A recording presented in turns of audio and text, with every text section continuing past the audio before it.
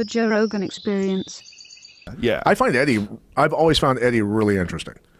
He's a trip. He's definitely a trip. And you can tell he's a thinker, you know what I mean? He's a very analytical guy, a very analytical grappler with great flexibility. I just always would watch him and go, this guy's fucking slick, man. Yeah, he knows a lot of shit, especially when it comes to jiu-jitsu. I mean, and I'm talking, I'm going to see him tomorrow morning. Oh, really? What are you doing? Sam Tripoli? Sure, I know Sam very well. Yeah, so I'm doing that show, and Eddie's going to be there. I want him to explain Flat Earth to me. He's not going to be able to.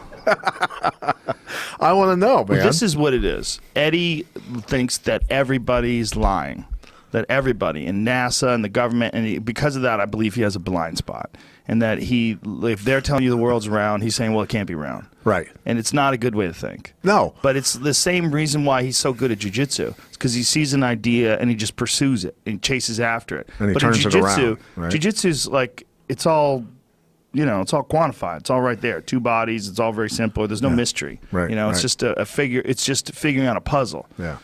But I can see how people get that way because I was a guy who, not to go off on a tangent, but I think it's fun to think about. In 1971, when I was, a young boy standing in line in Albia, Iowa with my grandma and my mom when the farm collapse was happening, when Nixon took us off the gold standard, right? Shit fell apart for the farmers right away. And my grandma was one of the first people in line to get her money out of the Farmers National Bank in Albia, Iowa. And she got it out. And I remember still to this day standing there and asking my mom and my grandma, what the hell is going on? Why is this happening? What's going on? You could see the panic. The farmers went for blocks, right, from all around that part of Iowa. And I think that's what started the wheels turning in my head about being a contrarian thinker. You know what I mean? Well, there's real conspiracies, and there's real things where people misunderstand the actual facts. Right. Flat Earth's not one of them. No, it's just not. It's just not. I mean, there's so many stuff. I mean, look, snipers use the curvature of the Earth to calculate ballistics. Yeah, it's a real thing. Right. I mean, there's plenty of shit that's not real. But I want Eddie to tell me. Thing. I want him to explain it to me. It's going to be frustrating. I don't know if he believes it anymore. He might have let it go by now. I'm hoping he did. Right. I don't talk to him about it anymore. We had a few conversations about it on the podcast, and initially he thought it was stupid. He thought the flat Earth concept was stupid, and then all of a sudden he started being open-minded to it. I'm like, what the fuck are you saying? Like, what in the fuck are you saying? This is crazy. And he's like, and he kept going to they faked the moon landing. Like, it's not even the same people. Right. Like, if they did. That was a long fucking time ago. You're talking about people right now. There's satellites all over the world. There's a lot of people that think satellites are fake. I think Eddie thinks dinosaurs aren't real.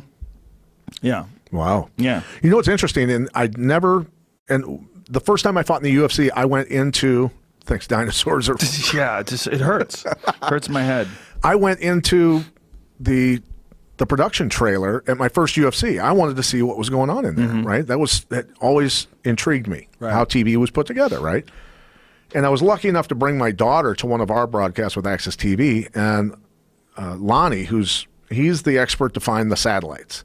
He's got an app on his phone. Have you ever seen guys do that? No. He has an app on his phone where he can punch it in and do this across the sky and spot all the satellites, right? Oh, interesting. So he knows how to dial into them, call up, know the coordinates to turn the dish towards and lock onto a percentage of the satellite receptor to get it beamed back down, all that sort of stuff. So he was teaching my daughter how all that stuff was done, and it was the first time I'd ever seen it. I was like, this is pretty amazing stuff. But yeah, you can see the curvature of the Earth and how the satellites are set across the horizon, right? Well, you could track satellites. The thing is, these guys don't even believe in satellites. Here's what the problem is. If someone has no interruption and they put together a video, and that video, they're articulate and they sound calm, they use big words, and they show you images that they're claiming show that the Earth is flat, that there's an ice wall outside of Antarctica, and that the government won't let you go there. They start saying all these things. If there's no one there, like Neil deGrasse Tyson type guy there, he's go, hey, no. That's not true, and here's why, and here's how we know, and here's what we found out, and here's a test you can do yourself, and here's how you can figure it out, and here's what you could find online, and like for the longest time they were trying to say that there was no full pictures of the Earth, that the Earth, like every photo you see of the Earth is a composite. No, there's a fucking Japanese satellite called the Himawari 8. It takes full images of the Earth, high resolution, every 10 minutes. You can go Google it. You can watch them. There's the NASA has one too. There's giant photos of the fucking Earth from 22,000 miles out or whatever the hell it is. I'm like, it's real. Right, yeah. It's fucking real. Like, there's a lot of shit to think about that's fascinating. That's not one of them.